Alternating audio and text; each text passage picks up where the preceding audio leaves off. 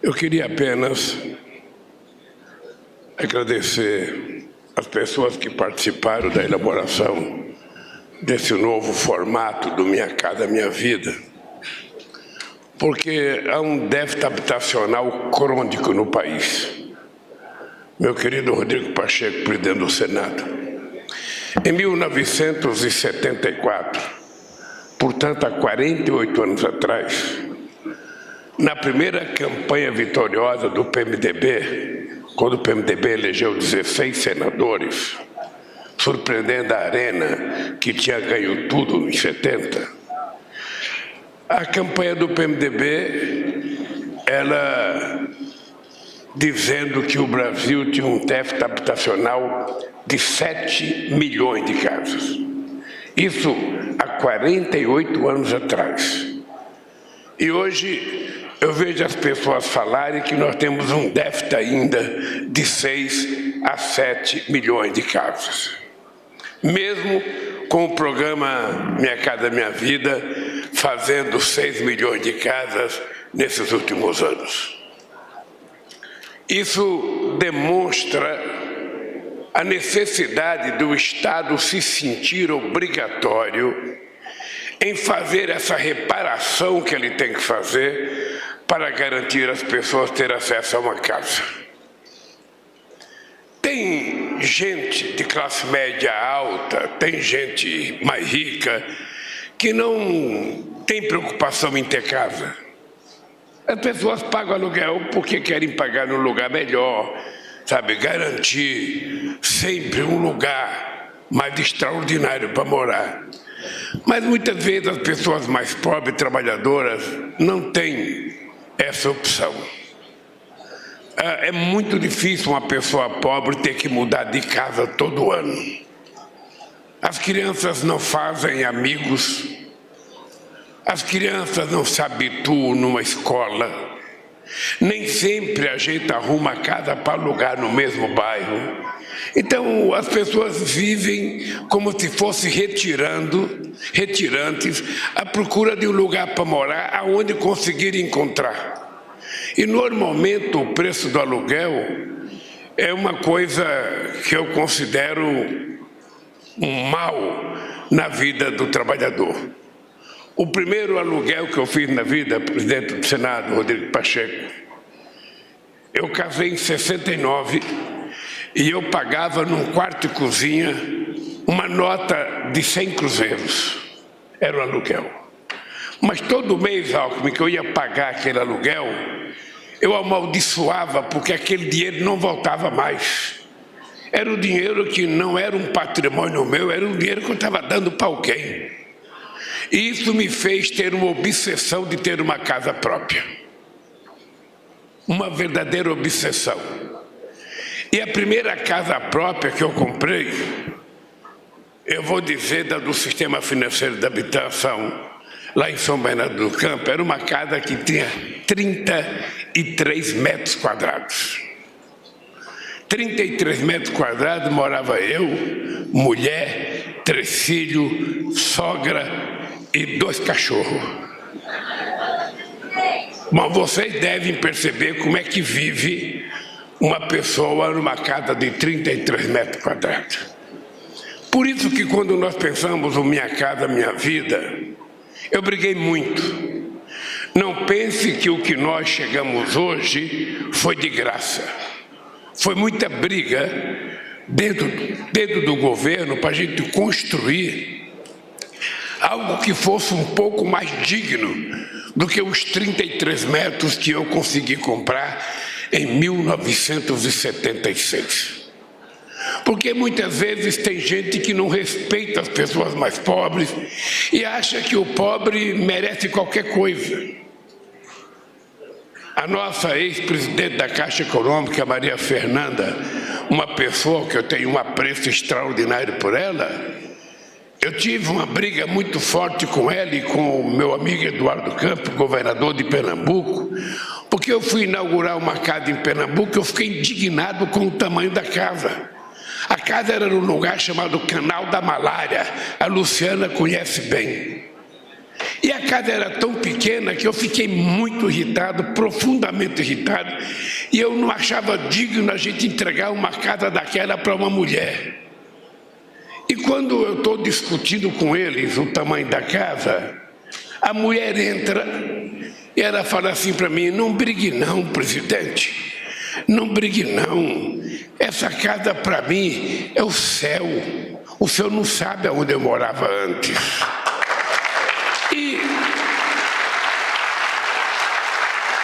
E eu disse para a mulher: mas é por causa disso que você merecia uma coisa melhor. A gente não pode balizar porque você vive numa situação de penúria que você deve aceitar qualquer coisa.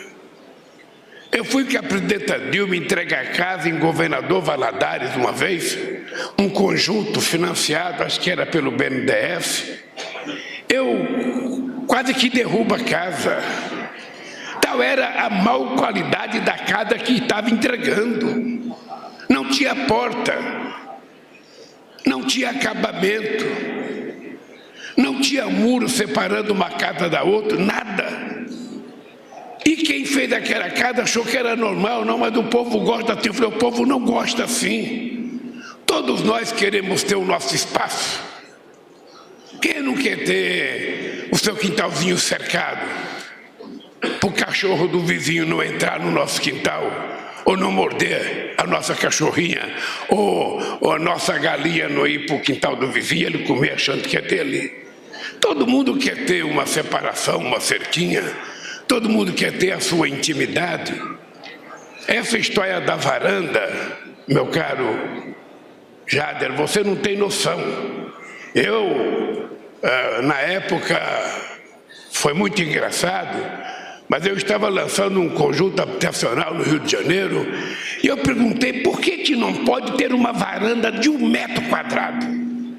O que vai encarecer essa casa? O que vai aumentar a prestação de 1 metro quadrado? Ou seja, eu ainda citei: tem dia que o cidadão não está bom do intestino, ele fazer a varanda do pum. O cara está lá, vai lá fora, não fica dentro de casa fazendo as coisas. Ora, é porque é uma questão de respeito. Por que as pessoas pobres têm que viver mal, por que não pode ter um mínimo? Eu fui visitar a casa que não tinha água com o argumento de que mas as pessoas, era cano, as pessoas não querem chuveiro, as pessoas tomam banho em cano, as pessoas estão acostumadas a tomar banho com cano. Eu tomei banho na cadeia durante 31 dias, quando eu fui preso em 80, num cano gelado. Ninguém escolhe tomar banho de cano se pode ter um chuveiro quente.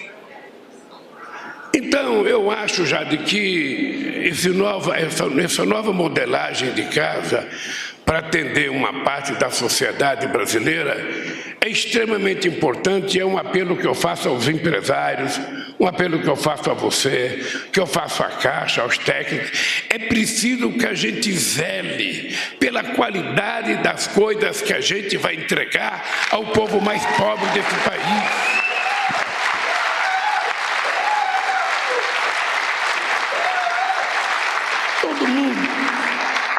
Todo mundo gosta das coisinhas bem feitas. Todo mundo gosta das coisas com certo padrão. Um vaso sanitário decente, um chuveirinho decente. É porque as pessoas querem ser respeitadas na sua mais importante intimidade.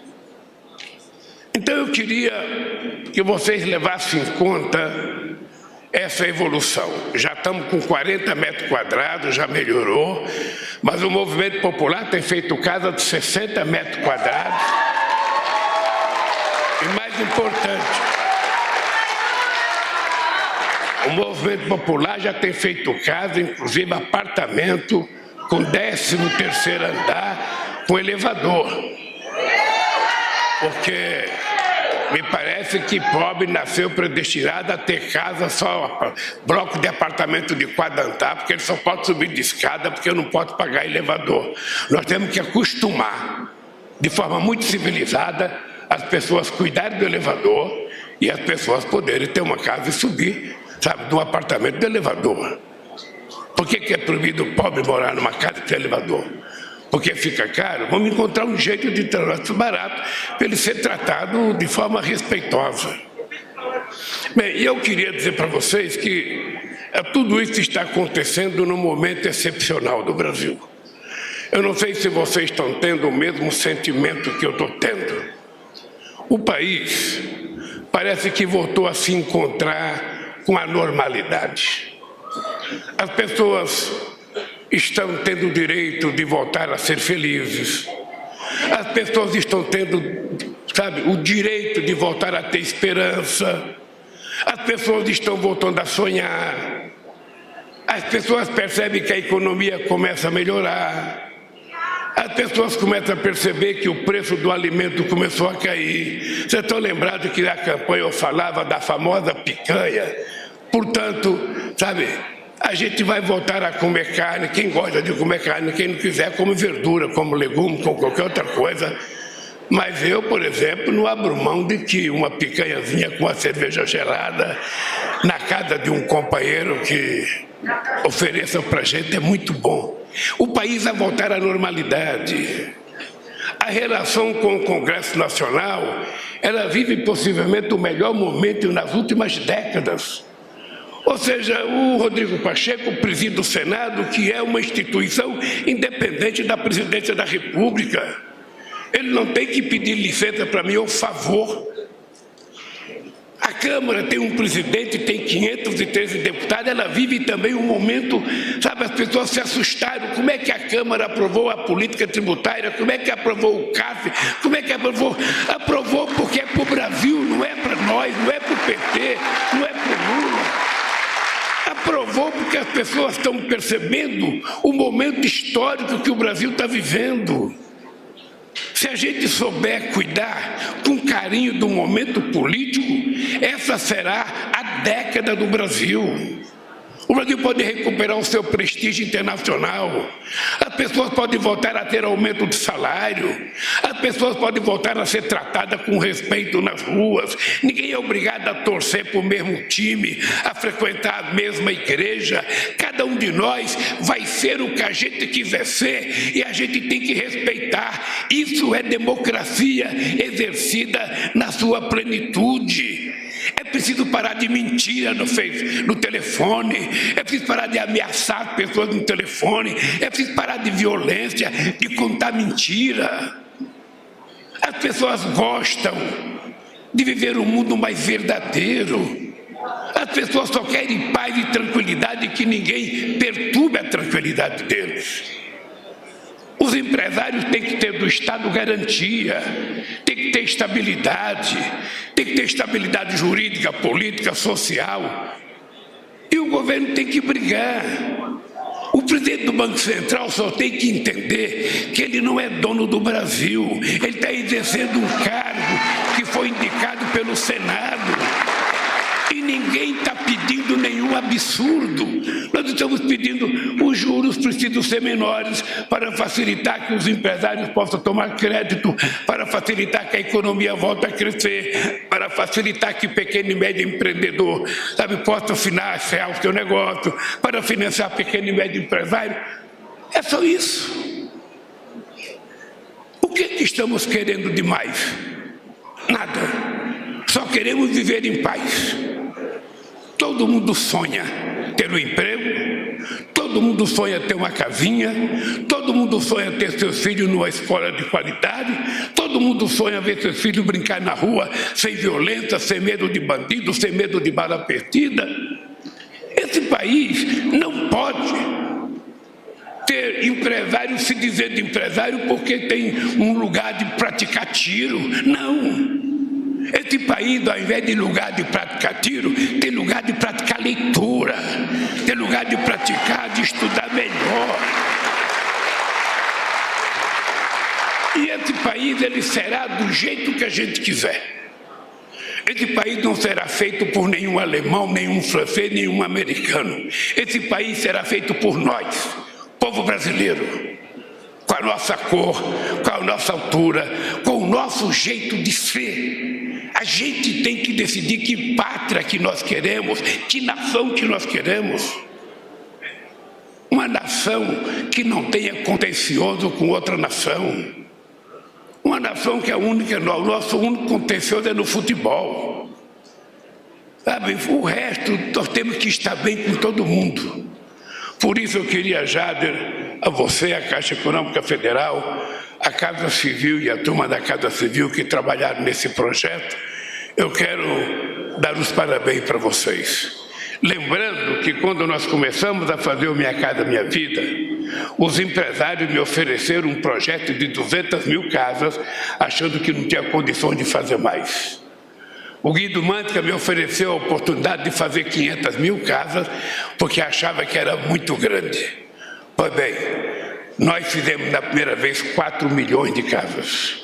E isso demonstra que a gente tem capacidade de fazer aquilo que a gente se propuser a fazer, desde que a sociedade esteja vivendo em harmonia.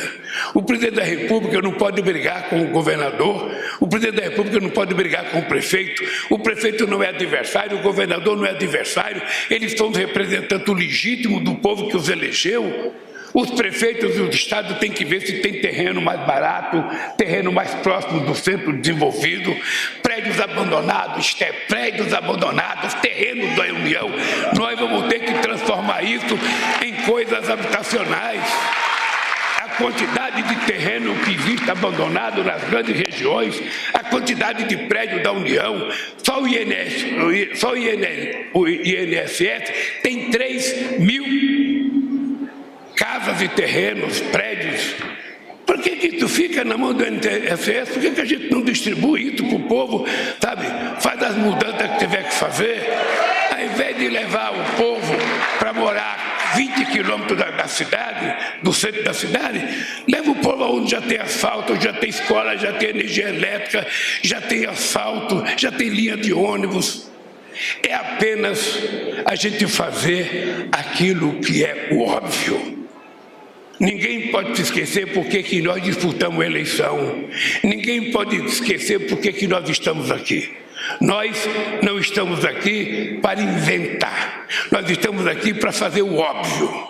O óbvio significa a gente fazer aquilo que todo mundo sabe o que fazer. Se a gente não inventar e fizer aquilo que nós sabemos que tem que fazer, esse país vai dar certo. E pode ter certeza, esse é o meu compromisso com o povo brasileiro, é entregar esse país sadio, economicamente forte, politicamente respeitado, com o povo vendo a sua Constituição ser cumprida pelas instituições e as instituições cumprindo aquilo que é sua obrigação. O presidente governa, o legislador legisla e o judiciário julga. O resto é conversa fiada. Boa sorte para todos vocês.